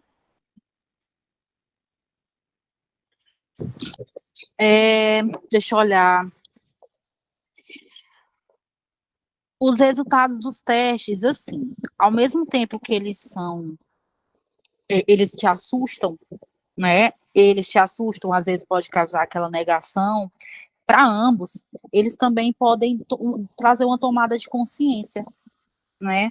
Então, eu acho que, por mais que pode realmente impactar nessa relação deles dois, isso é fato, né? Mas quando um casal ele é disposto a fazer, que eu acho que se eles estão nesse grupo é porque eles estão dispostos pelo relacionamento, né?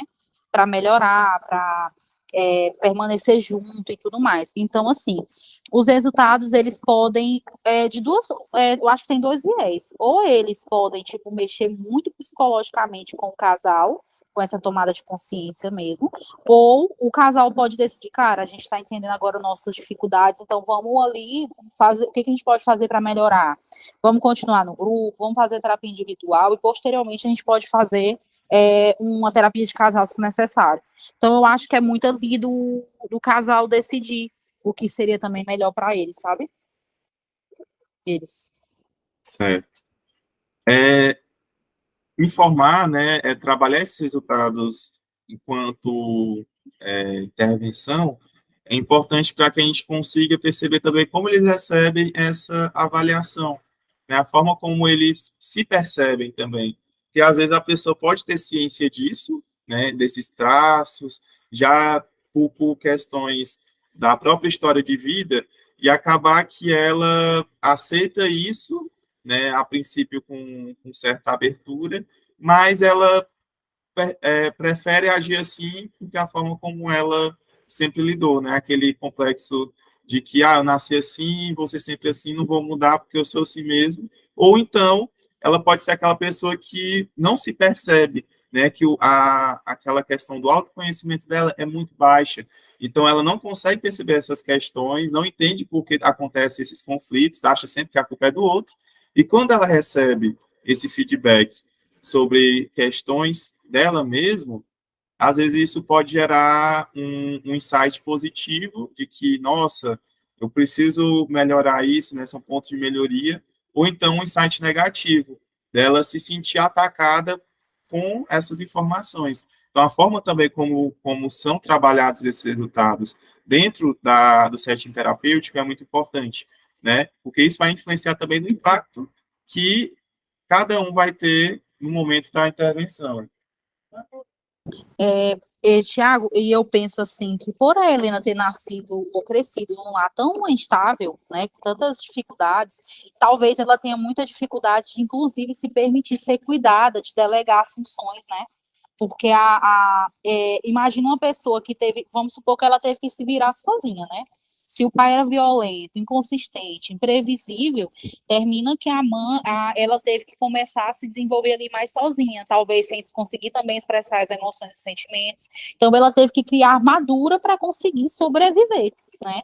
Então, eu acho que também é um grande sofrimento para ela, assim, essa tomada de consciência. Só que quando, é igual tu falou, né?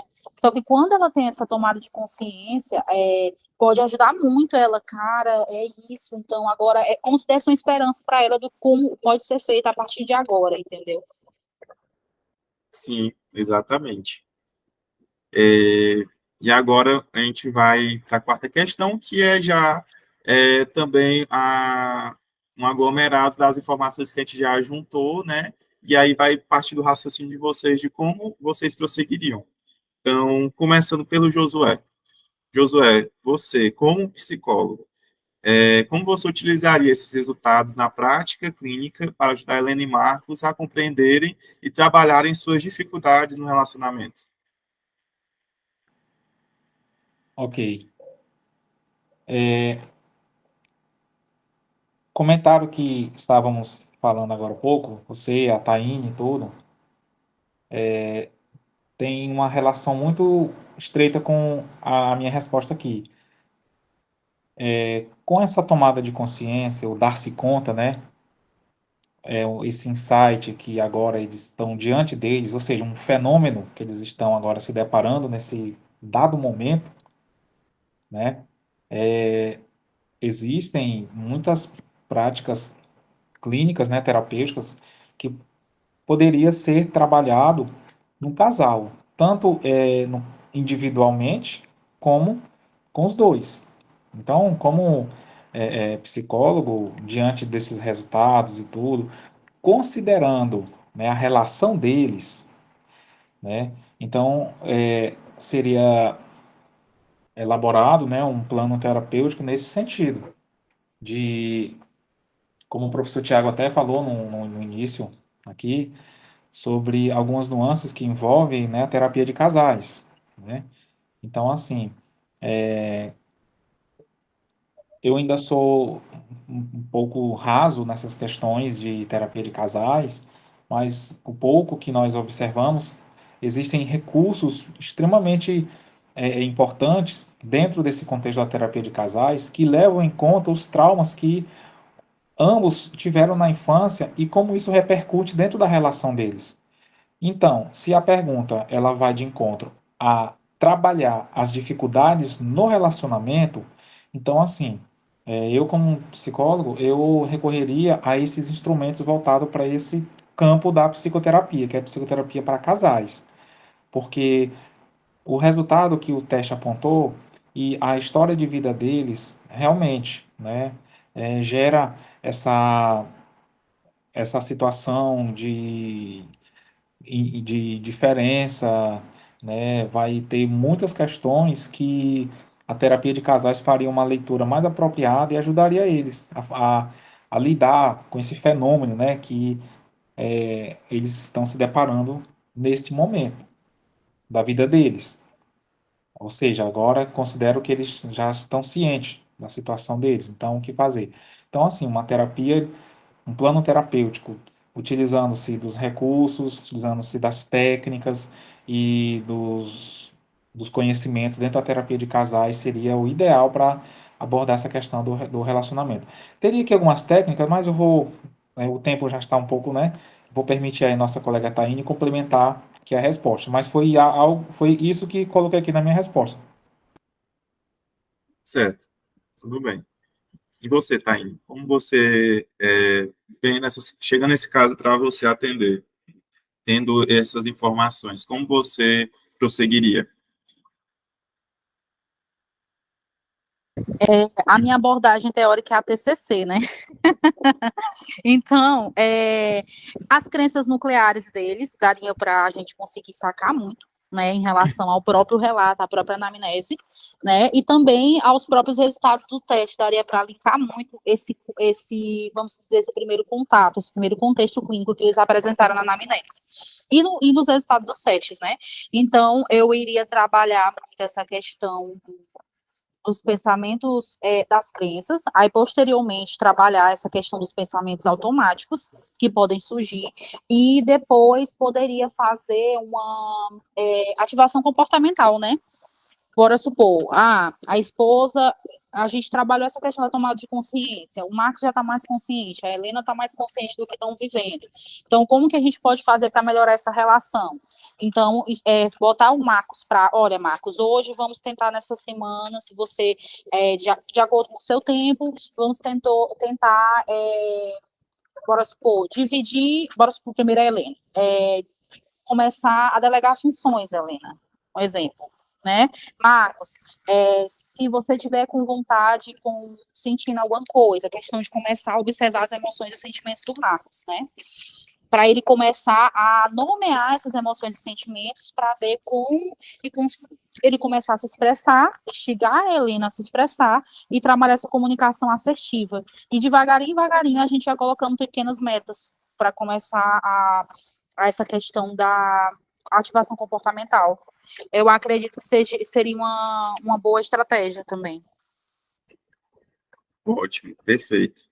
Para mim, o que mais me chamou a atenção, né, e isso você até comentou, que é justamente essa comunicação assertiva. Muitos casais, muitos problemas de relacionamento, eles se dão justamente por essa falta de comunicação.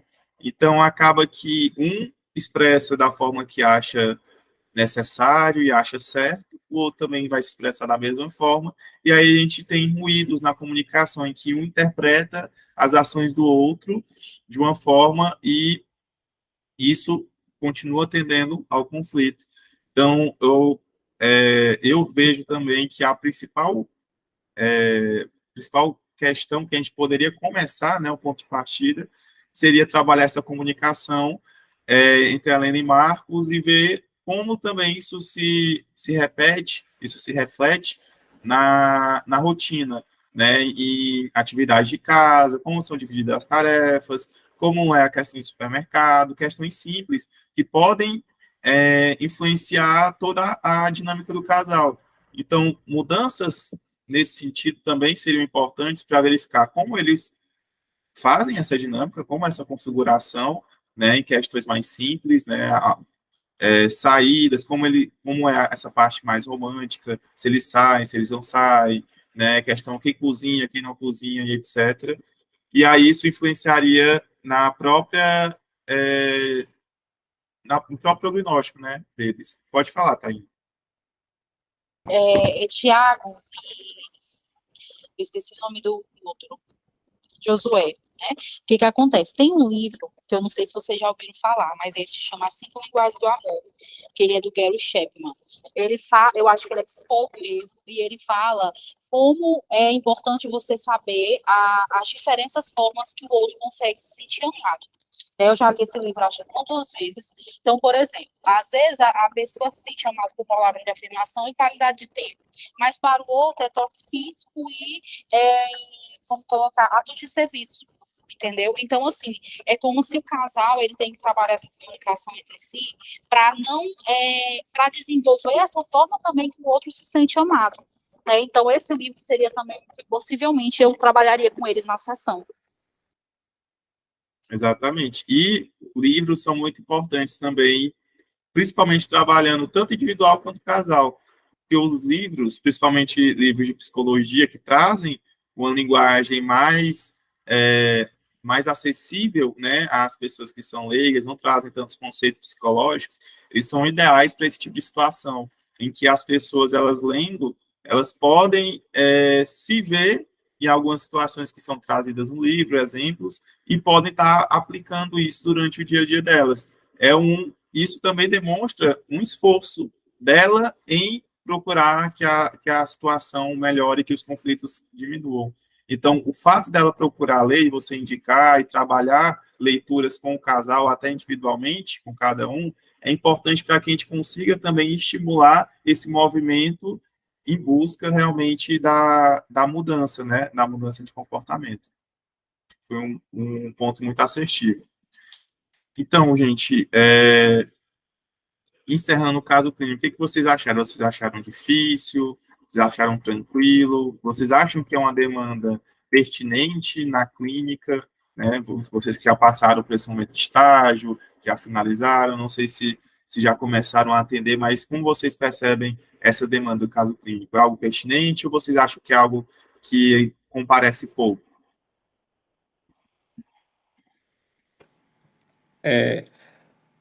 Acho que você até pontuou aí também, né? Se tivesse permitido uma abertura também no BFP com relação a esse caso clínico, teríamos assim uma percepção um pouquinho mais aprofundada e também mais contexto a serem considerados na hora de elaborar um plano terapêutico, né? Isso é interessante. E com base aí na fala da colega aí, da Taine, né? Ela abordou aí um plano terapêutico com base na TCC. Eita, mas coincidências à parte, eu pensei, ó, coloquei bem aqui, ó, a escuta, tudo que nós foi feito no início do nosso estágio clínico, eu anotei aqui, mas eu digo, não, isso aí já está dentro do nosso contexto, vamos para algo que ainda não, que não me permiti, né? Aí por isso, assim, que eu me permiti mais uma abordagem mais fenomenológica para abordar esse caso clínico, mas a fala da Taine, como sempre, muito pertinente e vai totalmente de encontro aos meus garranchos aqui. Aqui não é letra, isso aqui é código. Só eu entendo. Mas o saldo é positivo, viu, Tiago? Essa é uma discussão dessas aqui, inclusive, são discussões, ó, por exemplo, com a sua fala da Taine, nossa, me permitiu muito conhecimento dentro desse caso aqui. Agora imagine isso numa roda de conversa com mais pessoas contribuindo. Olha a riqueza, olha como isso é positivo, olha como isso agrega. Para mim, show, nota 10. Certo. E você, Taine, você acha que isso que já acontece muito, é uma demanda pertinente na clínica, que aparece muito? Você acha que é um caso que você teria muita dificuldade de trabalhar? Tiago, eu acho que uma das demandas que mais aparece para a gente na clínica é relacionamento, né? Eu acho que é uma das demandas, assim, principais. Eu acho que, como eu nunca atendi o casal, a gente tem que tomar muito cuidado para não tomar o lado, tipo, o lado da Helena, o lado do Marcos, né? Ser um profissional que eu não tô ali sendo. Eu tenho que ser profissional dos dois, então eu acho que isso pra gente que é psicólogo é bem difícil, a gente conseguir às vezes separar. Mas a gente consegue, na raça, mas consegue. E eu acho que o que poderia também, que eu tive dificuldade que tu perguntou, eu acho que foi mais associar o que eu não estava lendo assim, né, muito, mas o BFP, os resultados do Palo com o BFP. Porque como o Paulo tem aqueles resultadinhos explicativozinho, né? Aí eu acho que eu tive essa dificuldade. Mas foi bem tranquilo, foi muito bom, né? Essa discussão, gostei bastante. E também abre um leque, assim. Eu sou muito fácil de aprender lendo, né? Então, para me ler o caso clínico e resolver é mais fácil. Certo. Que bom, que bom. Na minha experiência no estágio também, eu peguei muitas questões de relacionamento. Isso me fez até ter interesse em procurar mais estudar sobre isso, né? Claro que com a prática, a gente percebe que demandas relacionadas a relacionamento também são demandas, muitas vezes são demandas individuais de cada um, que também precisam ser trabalhadas de forma individual. Mas é importante que você perceba como esse comportamento e todas essas questões comparecendo na relação, né, desse binômio, né, do casal. Um livro que eu estou lendo, terminando ainda, mas que eu recomendo muito também, aproveitando a temática, é esse aqui, ó. Ele é um livro um pouco antigo, mas ele é ótimo para trabalhar isso. Ele é de 2 pesquisadores, que são Master e Johnson, não sei se dá para ver direito, e aí o nome dele é Vínculo do Prazer. São 2 pesquisadores que eles são de base comportamental, e aí eles trabalharam simpósios com casais, em que eles discutiam várias questões que muitas vezes são tabus, né, para a gente se discutir tanto assim, socialmente, quanto até dentro da psicoterapia. Eles trabalharam a questão da infidelidade, trabalhavam questões relacionadas a atividades sexuais em grupo, relacionamentos abertos, enfim, uma gama de situações que compareceram, né, no consultório. Inclusive, eles faziam simpósios convidando vários casais que se identificavam com determinadas demandas e se propusiam a falar sobre isso. E aí eles faziam intervenções com base nas informações coletadas. Então, é um livro muito rico para quem tem esse interesse em trabalhar com essa demanda, tá? Eu sugiro muito. Ele é um livro um pouco antigo, mas ao mesmo tempo muito atual, certo? Certo. Ok. Então, gente, para finalizar, eu gostaria de saber se vocês ficaram com mais alguma dúvida, se tem alguma coisa que vocês gostariam de falar para complementar. Podem ficar à vontade. Não, Thiago, está bem esclarecido. Tem um PDF do livro? O PDF do livro eu vou ficar te devendo, porque esse livro é muito raro de achar, mas eu vou ver se eu consigo providenciar essa semana e se eu conseguir eu envio lá no grupo. Ótimo. Beleza? Pois então, gente, eu agradeço a atenção de vocês, o comprometimento e estamos à disposição. Qualquer coisa, podem falar, tá bom? Uma boa noite para vocês e aí a gente vai mandar mais informações lá no grupo. Tá, obrigada. Até logo. Bom final de semana a vocês. Bom final de semana. Obrigado. Tchau, obrigado, Josué, Silvane, Taine, até logo. Obrigado, Tchau, Paulo. Até logo. Tchau.